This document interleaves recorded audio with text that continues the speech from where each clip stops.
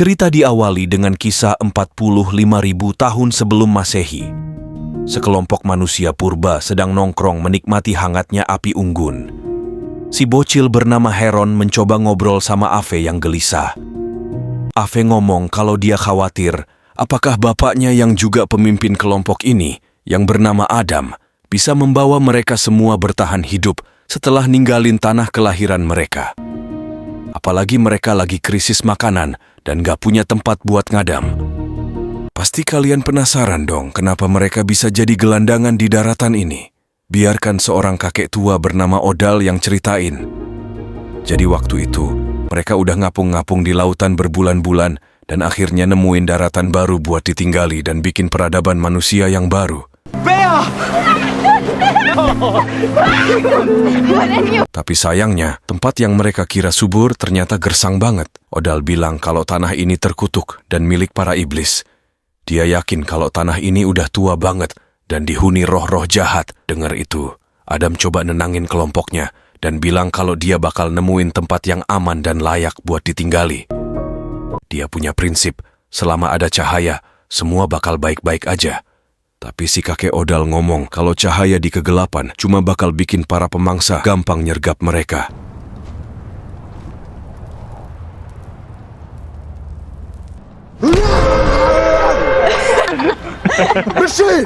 Cukup bercandanya, Adam nyuruh semua buat istirahat. Tanpa mereka sadari, ada sosok aneh ngintip dari kegelapan. Besok paginya, seorang cewek bernama Bea lagi nyari sesuatu yang bisa dimakan. Tapi Geir datang dan ngehalangin karena mereka nggak tahu itu beracun atau enggak. Geir ngajak Bea buat siap-siap karena sebentar lagi mereka bakal lanjut perjalanan.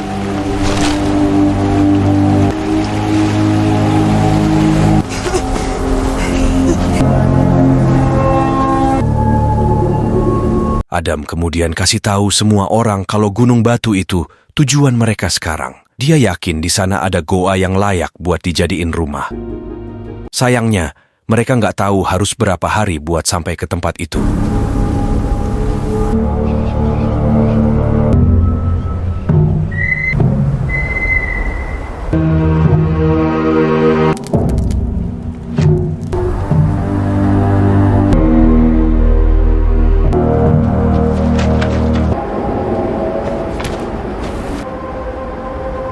Singkat cerita, setelah seharian jalan-jalan, Adam dan Geir ketahuan lagi berburu untuk stok cemilan.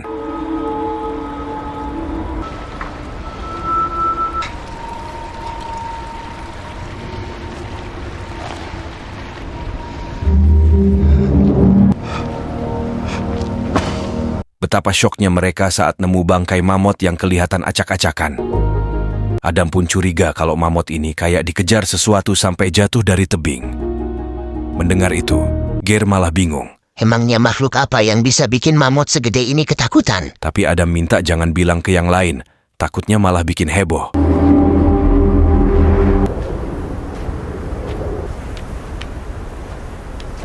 Begitu hari menjelang, Odal nyaranin Adam cari tempat lain buat nginap karena tempat ini terlalu terbuka dan rawan serangan dadakan. Tapi Adam, yang paling sok ketua, negesin kalau kita bakal aman-aman aja. Sementara itu, Geir yang lagi bengong tiba-tiba kaget lihat darah yang bocor dari celana dalam purba punya Bea. Sambil nyuci celana dalam Bea, Ave ngejelasin kalau Bea udah puber dan itu darah menstruasi. Ave pun bilang kalau sekarang Bea udah bisa punya anak.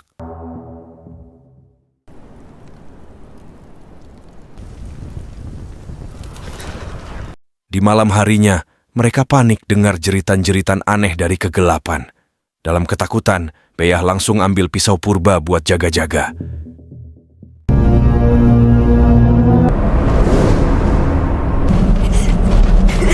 Besok paginya, perjalanan mereka makin susah gara-gara kabut tebel banget. Di saat itu juga, Adam langsung panik karena nggak lihat anak laki-lakinya yang namanya Heron.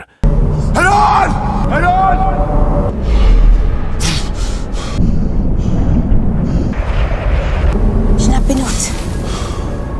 Dasar bocah iseng, Adam pun kesal karena Heron malah ngeprank di tengah situasi begini.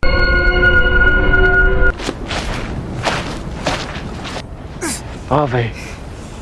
Melihat orang-orang yang kelelahan, Adam pun membiarkan semua orang istirahat, sementara dia ngajak Ger buat cari hewan buruan.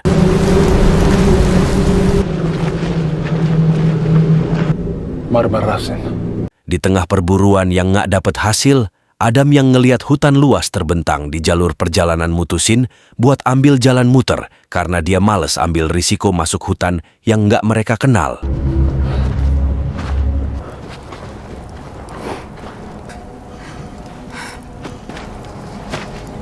Malamnya, Adam yang baru datang langsung kalang kabut ngeliat Ave yang meringis kesakitan. Odal bilang kalau Ave lagi kena maag ekstrim gara-gara nahan lapar 3 hari. Parahnya lagi, Ave lagi hamil gede. Di tengah kebingungan, Beyah yang ngerasa gatal, di selangkangannya kelihatan nyari angin. Tapi baru aja ganti gumpalan menstruasi, tiba-tiba dia dengar suara aneh dari kegelapan.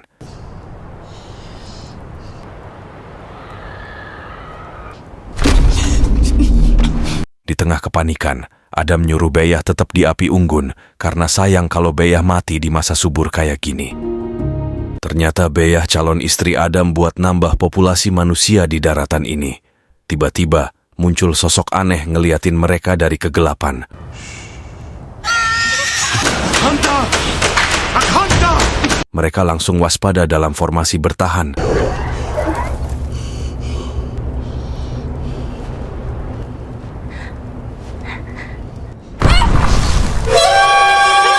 Mereka makin panik saat Heron hilang diculik sosok misterius. Adam yang khawatir sama anaknya nekat mau nyari, tapi Ger berusaha mencegah karena bahaya nyari di tengah gelap.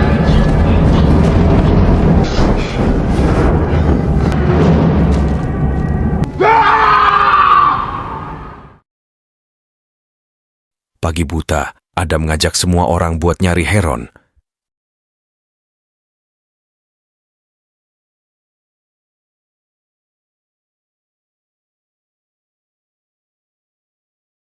Di tengah pencarian, mereka nemuin mantel Heron dengan noda hitam aneh. Merasa anaknya masih hidup, Adam mengajak semua orang lanjut nyari.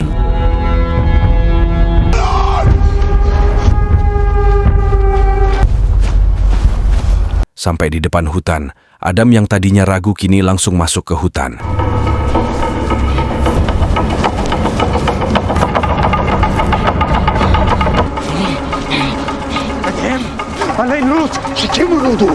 Setelah jauh masuk hutan, semua orang yang kecapekan minta istirahat karena hari mulai gelap. Tapi si pemimpin keras kepala ini bilang, gak akan berhenti sampai anaknya ketemu. Mereka yang gak punya pemimpin lain terpaksa ikut Adam.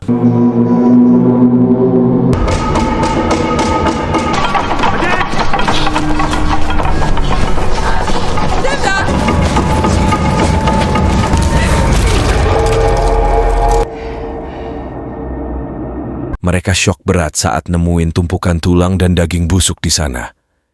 Mereka ngerasa kalau tempat itu sarang makhluk pemangsa.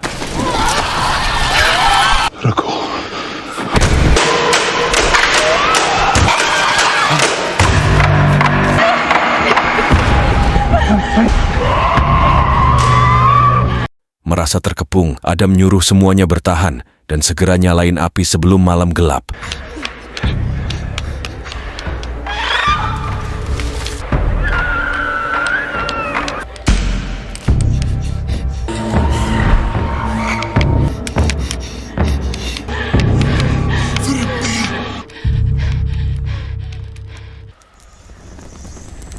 Akhirnya mereka merasa sedikit lega saat Beyah berhasil menyalakan api, tapi mereka masih gelisah karena sosok-sosok itu terus mengintai dari kegelapan.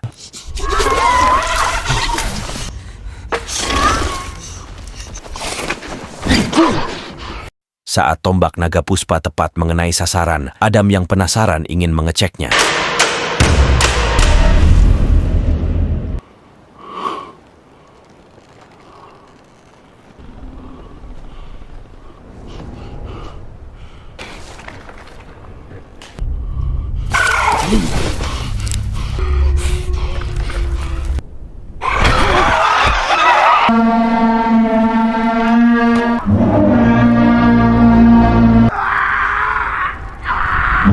Semua panik saat pemimpin mereka teriak minta tolong, lalu Geir nekat mencari Adam. Adam!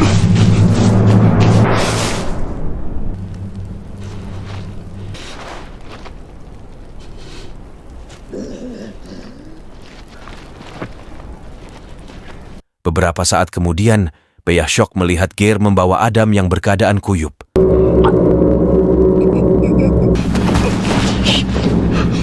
Semua orang ngeri melihat Adam yang terlihat seperti kena kutukan iblis.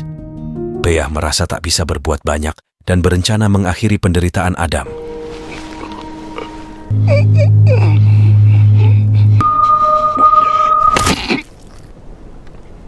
Setelah pemimpin mereka tiada, semua merasa putus asa.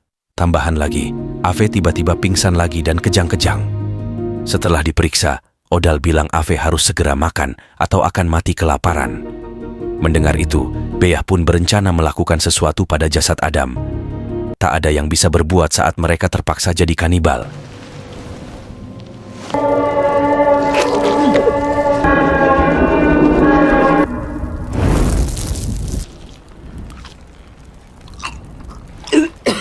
Sungguh tragis, mereka yang lapar terpaksa makan daging Adam, walau rasanya bikin geli. Beberapa saat kemudian, Geir yang orang kepercayaan Adam nekat jadi pemimpin. Dia bertekad bawa mereka ke tempat aman.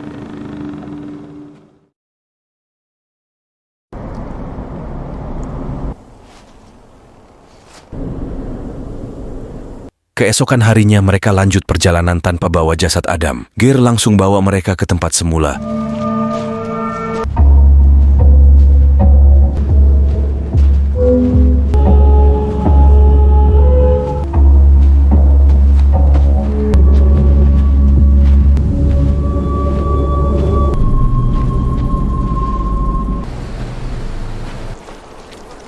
Sungguh buang tenaga, mereka mulai ragu pada Geir yang sok jadi pemimpin. Si sepuh Odal mulai bilang mungkin mereka nggak bisa keluar dari hutan sebelum sosok itu dapat yang dia mau. Odal yakin sosok itu incar mereka setelah bau darah Beyah. Ya, memang tidak bisa dianggap remeh Ave yang mencoba menyelamatkan bayinya dengan bantuan Odal untuk menghadapkan diri kepada Beyah. Namun sayangnya, Geir yang berusaha menolong malah terjatuh dan pingsan.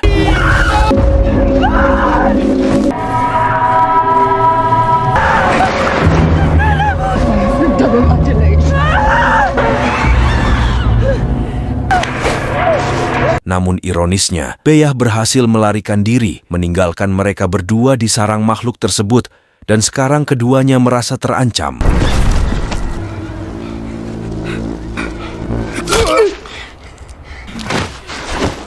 Dengan terpaksa untuk keselamatan diri, Odal akhirnya mengorbankan Ava dan bayinya. Dia pun memanggil makhluk tersebut untuk menerima persembahannya, namun Ave tidak tinggal diam.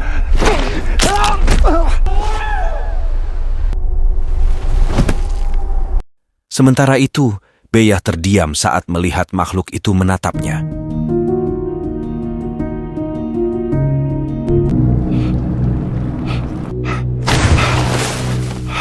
Odal yang sudah lemah merasa tidak berdaya ketika melihat Ave diambil oleh makhluk tersebut. Keesokan harinya, Geir yang sadar segera mencari kelompok mereka.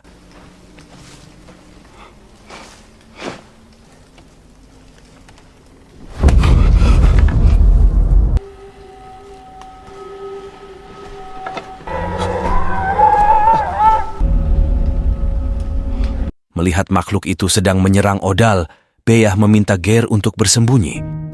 Sementara Odal yang tersadar tiba-tiba mengalami serangan jantung saat melihat sosok yang menakutkan di hadapannya. Sesaat kemudian, Beyah berencana untuk menghadapi makhluk tersebut.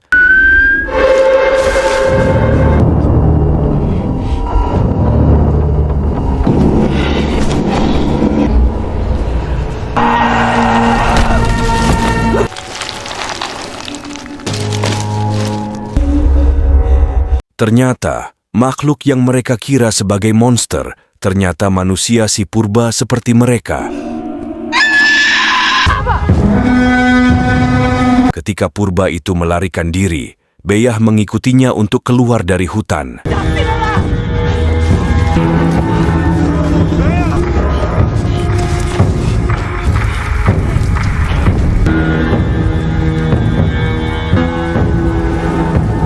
Melihat si purba itu menuju pegunungan, Geir yang lemah meminta Beyah untuk berhenti mengejar. Beberapa saat kemudian, Geir yang termenung tidak percaya bahwa makhluk yang mereka takuti hanyalah manusia purba. Meskipun begitu, Beyah tetap yakin bahwa si purba itu jahat karena telah membunuh beberapa anggota kelompok mereka. Beyah meminta Geir untuk bangkit dan melawannya karena mereka yakin prasejarah memiliki tempat persembunyian yang dapat mereka rebut sebagai rumah. Meskipun ragu, Geir yang tak punya pilihan akhirnya menuruti permintaan Beyah.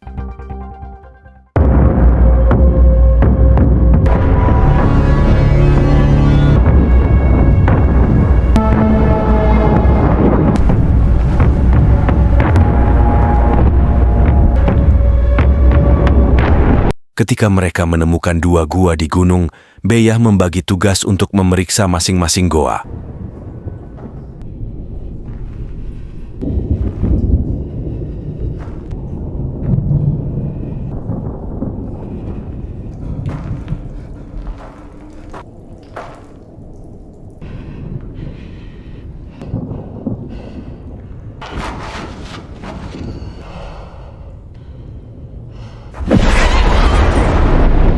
Tanpa disadari oleh Beyah, purba itu sedang bersembunyi di belakangnya.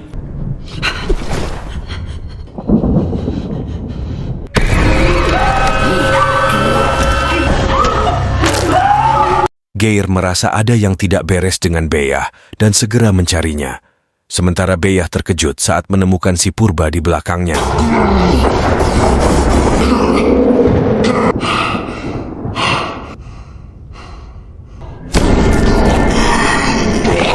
Akhirnya, dengan trik pura-pura mati, Beyah berhasil menaklukkan si purba sampai tak berdaya.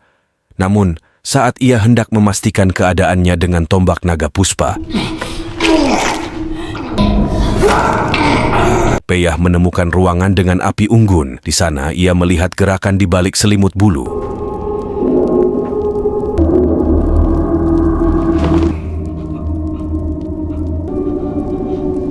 Betapa syoknya Beyah saat mendapati Heron masih hidup dengan keadaan sehat walafiat. Lalu tiba-tiba, ternyata tak hanya ada satu manusia purba di goa ini. Ia pun berusaha melindungi Heron bagaimanapun caranya.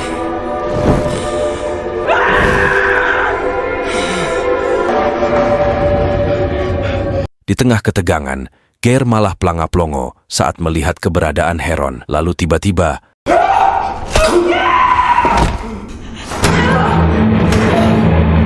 malang sekali, akibat kelamaan pelanga-plongo, Geir pun harus tewas dirujak si purba. Melihat kesempatan, Beyah membakar goa itu dan menyelamatkan Heron.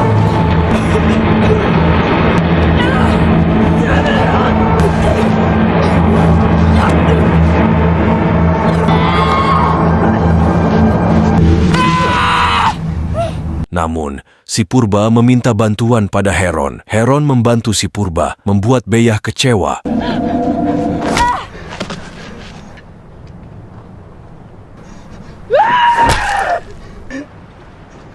Beyah mengklaim si purba telah membunuh ayahnya dan rekan-rekannya.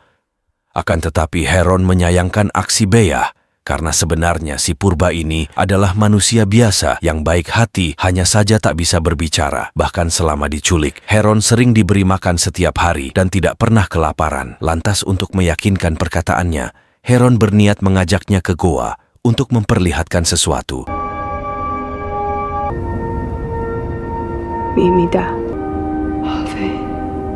Dan betapa syoknya Beyah saat melihat jasad Ave sudah diurus dan seakan sedang diberikan upacara pemakaman. Heron pun berkata, jika ketika itu ia tidak diculik, melainkan sosok purba ini hanya merasa kasihan melihat anak kecil kelaparan di tengah-tengah kepemimpinan Adam yang buruk. Dan kini Beyah menyesal karena menyebabkan kematian rekan-rekannya, termasuk ayahnya.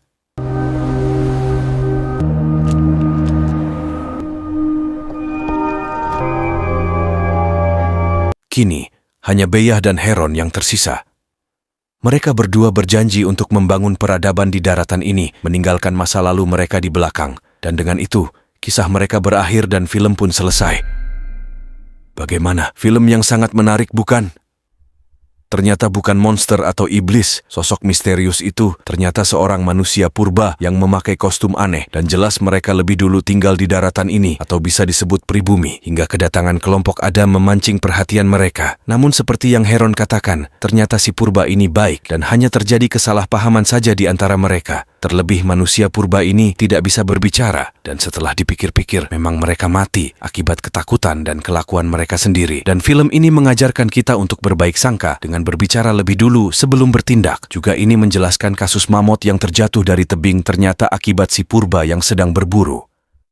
Okelah, segini saja review dan pembahasan film Out of Darkness 2022. Jangan lupa like, share, and subscribe supaya kalian tidak ketinggalan jika ada video menarik lainnya dari Samporna. Thanks for watching and see you next video. Bye-bye.